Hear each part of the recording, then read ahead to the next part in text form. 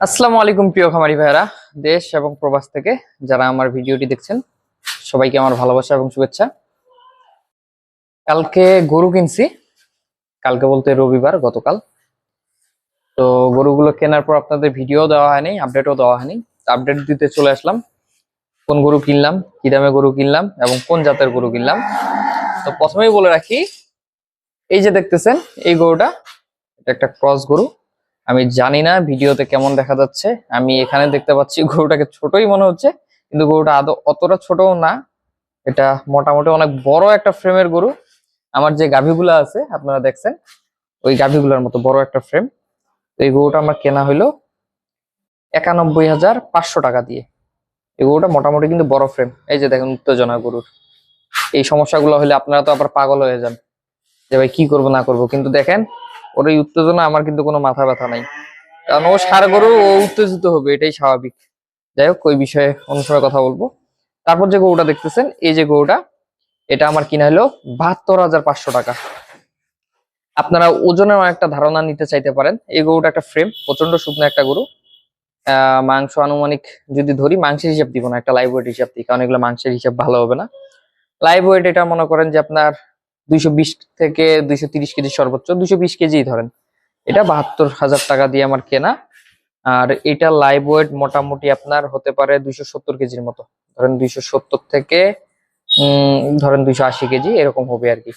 270-80 KG হবে এটা live weight total.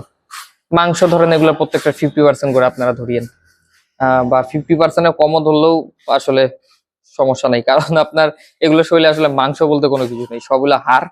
কাজে এগুলোর মাংস আসবে, কিন্তু সেই মাংস খাওয়ার জন্য আদৌ যোগ্য কোনো মাংস হবে না, এগুলো আপনার শুধু হাড়েই হবে। আর এই যে দেখতেছেন এই গরুটা, এখানে কেমন দেখা যাচ্ছে জানি না, এই গরুটা আপনার আমার কেনা হলো 70,000 টাকা। এই যে দেখেন এই গরুটা 70,000 টাকা কেনা। এটারও লাইভ ওয়েট মোটামুটি 210-15 কেজি হবে। 70,000 টাকা কেনা, এটাও একটা সম্পূর্ণ ফ্রেম। গরুগুলা কিন্তু ফ্রেম, আপনার আমি এগুলো দেখাচ্ছি। আর এরপর আমি গরুগুলার আবার ভিডিও করে রাখবো, কারণ কিছুদিন পর যখন আবার গরুগুলা ফ্যাটেনিং হওয়ার পর দিব, তখন অনেকে আবার নালে বিশ্বাস করবেন না যে এই গরু, কারণ কালারও অনেকটা চেঞ্জ হয়ে যাবে। যদিও কালার গুলা ভালো, তবে আরো চকচকা একটা একে করে, মানে ফুল ব্ল্যাক, যেটা একেবারে ব্ল্যাক হয়ে যাবে। পাশাপাশি এই যে একটা দেশালের বাচ্চা, মানে শাহিওয়াল ক্রস, মোটামুটি গরুটা আমার খুব ভালো লাগছে, মানে ওর বিশেষ করে কালারটা আর কি, কালারটা আমাকে খুব আকর্ষিত করছিল হাটে। আর গরুটাও আমাকে ভালো লাগছিল, একটু বাচ্চা গেট আপ, আর বয়সও কম, বাচ্চাই আসলে এটা। তো এইটা আমার কেনা আছে হলো 76,500 টাকা দিয়ে। এগুলো কিন্তু আমার কেনা দাম, যেহেতু আমি গরুর ব্যাপারই না, বা এই গরুগুলো আমি বিক্রি করবো না, আমার কাছেই থাকবে, কাজে আমি লিগেল দামটাই বলতেছি এই কারণে। আর অনেকে বলতে পারেন রসিদ, যদি রসিদ লাগে, কারো যদি প্রয়োজন হয় কোনটা কত দাম, বিশ্বাস না হইলে আমাকে সরাসরি হোয়াটসঅ্যাপে নক করবেন, রসিদগুলো ছবি তুলে পাঠিয়ে দিব, এখানে আনার প্রয়োজন মনে করতেছি না। যাই হোক, এই যে এই গরুটা দেখতেছেন, এটা আমার 75,000 টাকা কেনা, মানে 70,000 আরো 5,000, 75,000 এটা।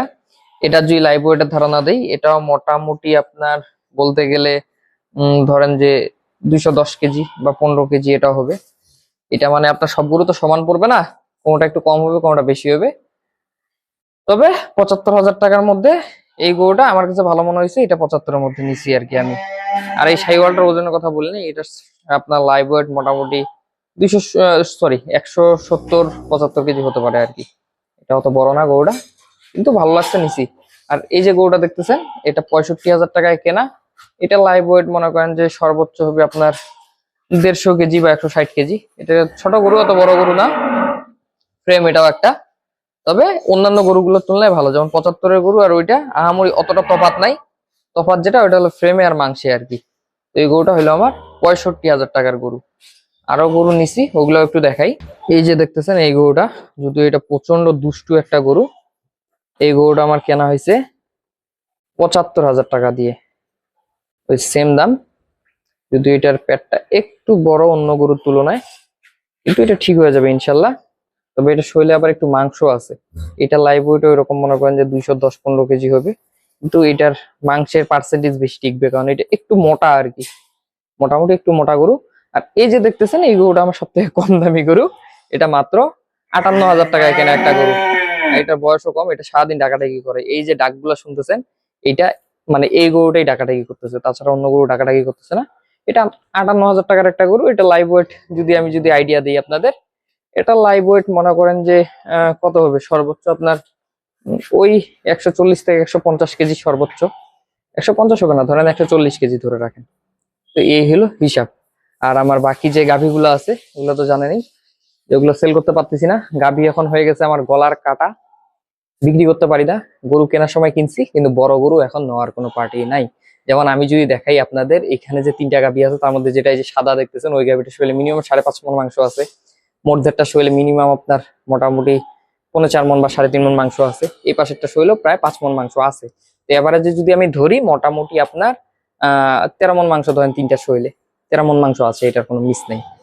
কিন্তু আমার এই 3টা যদি বিক্রি করতে যাই, সর্বোচ্চ এই 3টার দাম আমাকে দিচ্ছে হলো 3 লাখ টাকা। 3 লাখ টাকা তাও দেয় না, মানে 3 লাখ সর্বোচ্চ হতে পারে, আমি যেটা বুঝতেছি এর বেশি হবে না। তো এই জন্য গরু আমি বিক্রি করতেছি না, কারণ প্রচন্ড দাম খারাপ। আমার মোটামুটি এই যে বড় গাভীটা যেটা দেখতেছেন, আমি যেটা বললাম 5.5 মণ মাংস, ওই গাভীটা আমার দাম দিচ্ছে 1 লক্ষ টাকা। 5.5 মণ মাংস ভাই, আমি যদি কেটেও বিক্রি করি, আমি গরুটা কত বিক্রি করতে পারবো আপনারা নিজে হিসাব করেন। যদি আমি 600 বিক্রি করি, যদি ফ্রিতে দিয়ে দিই মানুষকে, যে 600 কিনেন, তারপর গরুটা অনেক দামে বিক্রি করতে পারবো। কিন্তু আমার গরুটার দাম 1 লক্ষ টাকার উপর বলে না। হাটে এই সাইজের ষাঁড় গরু আমি কালকে কিনতে গেছি, দাম চাই 1,70,000 80,000, মানে কিনতে গেলে 1.5 লক্ষ টাকা নিচে আমি ষাঁড় পাবো না। অথচ এটা গাভী, এই জন্য এটা পচে গেছে ভাই। ষাঁড় কিনতে গেলে 1.5 লক্ষ টাকার নিচে পাওয়া যাবে না, গাভী এই জন্য এটা 1 লক্ষ টাকা দাম বলে না। যদিও হাটে কসাইরা এই গরুটা আবার 25,000 টাকা মন ধরে কিনে নিয়ে যাবে, কিন্তু আমি খামারি, আমার দাম নেই, আমার এখানে 1 লক্ষ টাকা দাম। যদি আমি হাটে নিয়ে গেলে হয়তো বেশি দামে বিক্রি করবো বা বিক্রি করতে পারবো, কিন্তু আমি হাটে নিয়ে যাবো না। আমি সারা জীবন খামার থেকে গরু বিক্রি করছি, খামার থেকে করবো, কম হোক বেশি হোক, দরকার হলে রাগ করে জিদ করে গরু রেখে দিব কিছুদিন। আর আমার গরুগুলা কিন্তু আমি ইদানিং খাবার কম দিচ্ছি, উল্টা আরো আমার গরু 2-4-5 কেজি করে প্রতিদিন মনে করেন যে আপনার কমে যাচ্ছে।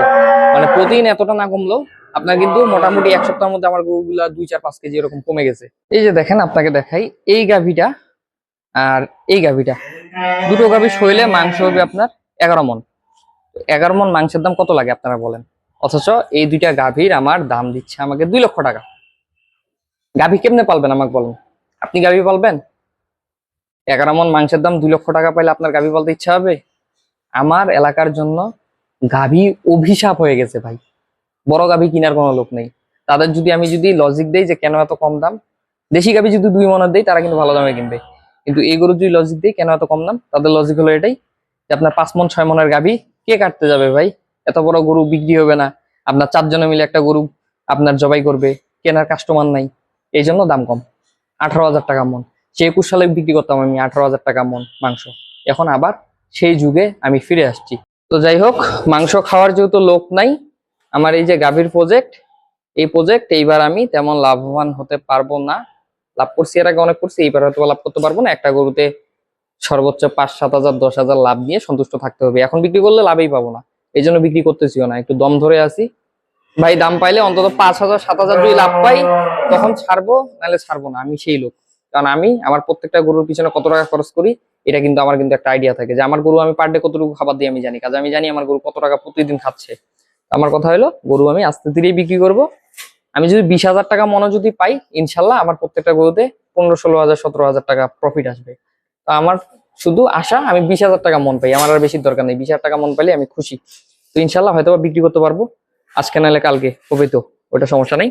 আর এই যে সারগুলো আনলাম, কারণ আমার এলাকার জন্য সার হইলো আশীর্বাদ স্বরূপ আর গাভী হইলো অভিশাপ স্বরূপ। মানে গাভী আমার এখানে ঠিক আছে শুধুমাত্র শবে বরাত ঈদের জন্য। ঈদ শবে বরাত এই ধরনের গাভী ভাই 1,40,000 টাকা বিক্রি হয় এক একটা, তখন প্রচন্ড দাম, তখন আপনার 700 টাকা গাভীর মাংসই কিনে নিয়ে চলে যায়। কিন্তু এই সময়গুলোতে গাভী আমার এলাকার লোক, মানে কি বলবো, লোকজন ভালো খায় ভাই, এটা মানতে হবে। আমার এলাকার লোক গাভী খায় না, সার খায়। এই গাভীগুলো বিভিন্ন জায়গায় চলে যায়, আর যে বিভিন্ন জায়গাগুলো যায় তারা সুযোগ নেয় যে ভাই বিক্রি হইতে চায় না, এই হয় না ওই হয় না, দাম কম, তারা কিনতে চায় না। এই জন্য কিন্তু আমরা বিক্রি করতে পারি না। কারণ আমার এলাকার লোক কিন্তু একটা জিনিস খুব ভালো জিনিস, সেটা হলো যে আমার এলাকার লোক গাভী গরু খেতে চায় না। আর আমার এলাকায় মানে গাভী গরুটা প্রচন্ড কম চলে, মানুষ কষাই গাভী কিনে না, সার কিনে সবার চোখের সামনে সারটা জবাই করে তারপরে বিক্রি করে। গাভী গরু যদি বিক্রিও করে, আপনার মনে করেন যে খুব কম দামে বিক্রি করে। আপনার যেমন আমার এখানে যখন 750 টাকা মাংস ছিল ষাঁড় গরু, তখন 650 টাকা কেজিতেও মানুষ গাভী খাইতো না। চোখের সামনে গাভী কাটতেছে 100 টাকা কেজিতে কম, তাও খায় না, 750 টাকা দিয়ে সারটাই কিনে। তো আমার এখানকার কিন্তু হিসাবটা ওই। তো আমার ভুল হয়ে গেছে, তারপরও এই কুরবানির পর গাভীগুলো ঢুকায় আমার ষাঁড় রাখাই উচিত ছিল। প্রতিবার আমি কুরবানির পর 6টা মাস ষাঁড় গরু রাখি, গাভী শুধু ঈদ অথবা মনে করেন যে শবে বরাতের জন্য পাললে পালি। তো এইবার আমার এটা ভুল হয়েছে, আমি ঈদ বা শবে বরাত ছাড়াই গাভী ঢুকানো। তারপর সামনে ঈদ আছে, শবে বরাত আছে, গাভী আমি আবার ঢুকাবো, কারণ গাভীতে আবার যদি আপনি ভালো দাম পান, সব থেকে বেশি প্রফিট কিন্তু গাভীতেই হয় যদি মাংসের দামটা পর্যাপ্ত পান। ষাঁড়গুলোর থেকে বেশি প্রফিট হয়, যেহেতু এগুলো ফ্রেম গুলোর দাম অনেক কম। যেমন আমি এই ফ্রেমটা 91,000 টাকা দিয়ে কিনছি, আমি 91,000 টাকা দিয়ে একটা গাভী কিনলে এটার ডাবল একটা ফ্রেম পাইতাম কিন্তু আরো। এই ফ্রেমটা ধরেন প্রায় 4 মণ মাংস আছে, কিন্তু এই ফ্রেমটাও খারাপ না। এটা শৈলে আরো আমি মিনিমাম আমার টার্গেট ঈদ ঈদ আস্তে আস্তে হয়তো বা এটা শৈলে 6 মণ বা 7 মণ ইনশাল্লাহ হয়ে যেতে পারে।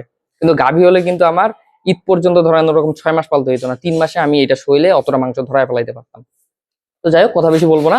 এই যে গরুগুলা কেনার একটা আইডিয়া দিলাম। আর এই গরুগুলা যখন ভ্যাকসিনেশন করব অথবা আপনার কৃমির ডোজ করব, বা আমি খুরার ভ্যাকসিন কিন্তু করি 100%, এই খুরার ভ্যাকসিনটা যখন করবো এগুলোর কিন্তু আমি সবগুলো আপডেট আপনাদের দিব, এবং খুব সুন্দরভাবে এই যে এইভাবে ভিডিও দেখাচ্ছি এইভাবে না, ভালোভাবে একটা ভিডিও করে আপনাদের আবারও দিব আমি ইনশাল্লাহ। তো ভিডিওটা বেশি বড় করবো না, ভিডিওটা যদি ভালো লাগে অবশ্যই আমার চ্যানেলটা সাবস্ক্রাইব করে রাখবেন, পাশাপাশি ভিডিওটাতে একটা লাইক দিয়ে রাখবেন। সবাই ভালো থাকবেন, সুস্থ থাকবেন। আসসালামু আলাইকুম।